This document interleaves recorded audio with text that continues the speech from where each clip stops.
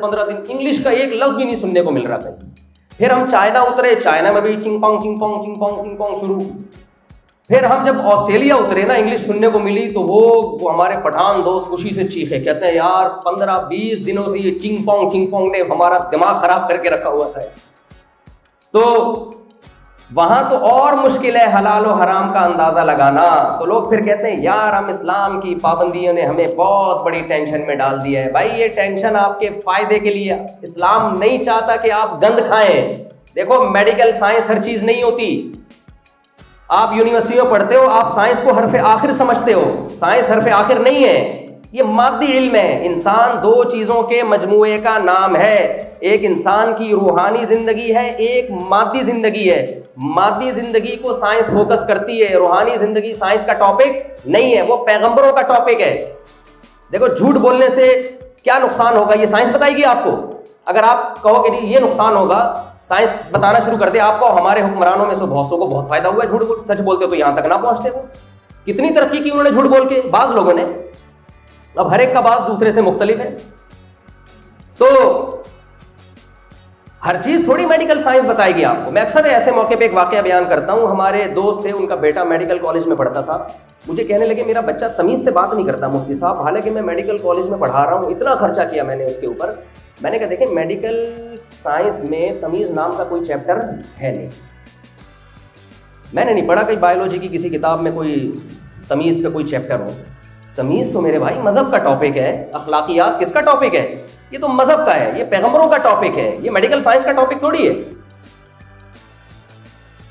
एक साहब मुझे कहने लगे कि ये नौजवान शादी नहीं होती तो बुराइयों में पड़ते हैं, तो मेडिकल इसका कोई नुकसान नहीं है। मैंने कहा मेडिकल गई ऐसी की तैसी मेडिकल। मैं तेल लेने भेज रहा था लेकिन मुझे मुनासिब नहीं लगा, इतने पढ़े लिखे लोग हैं। मैंने कहा भाई अखलाकियात का तकाजा क्या है, फैमिली सिस्टम तबाह हो जाता है, बर्बाद हो जाता है। मैं उस पर अभी बात करूंगा इंशाल्लाह।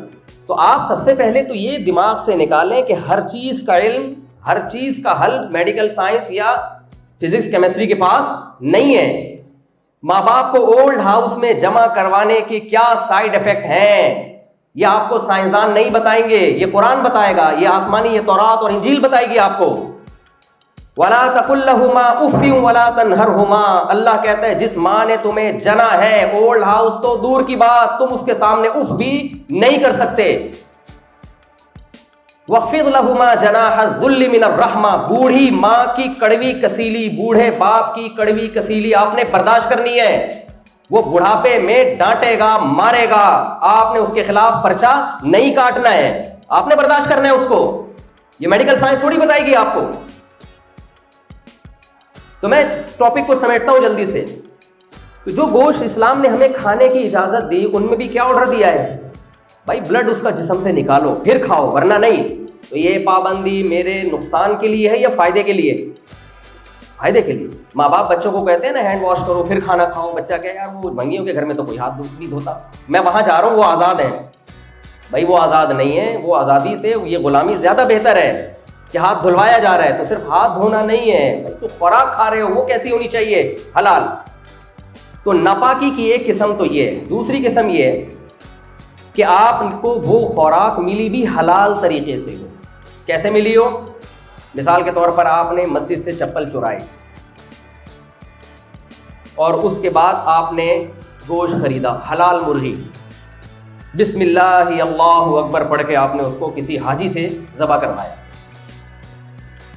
ज़बह करवाने के बाद आब ज़मज़म से धोया, समझ रहे हो? और खाने से पहले बिस्मिल्लाहिर्रहमानिर्रहीम, क्या वो हलाल हो जाएगी? इस्लाम कहते हैं ये भी नापाक है। एक आदमी ने मुर्गी चोरी की ना, इधर से ज़बह कर दी, इसने कहा उल्टी तरफ से ज़बह की तो हराम है। कहते पहले कौन सा हलाल थी भाई?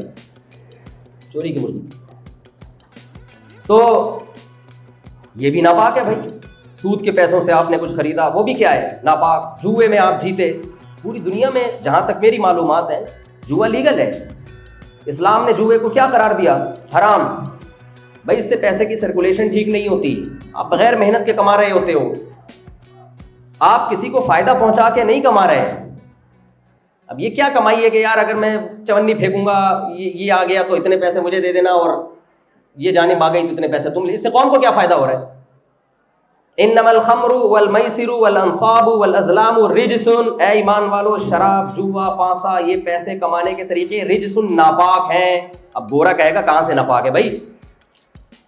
آپ نے چوری کے پیسوں سے زمزم خریدا، اسلام اس زمزم کو پاک کہتا ہے یا ناپاک کہتا ہے؟ جواب دیں، ناپاک۔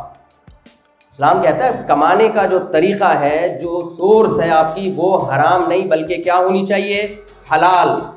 حلال ہی پاک ہے اللہ کی نظر میں۔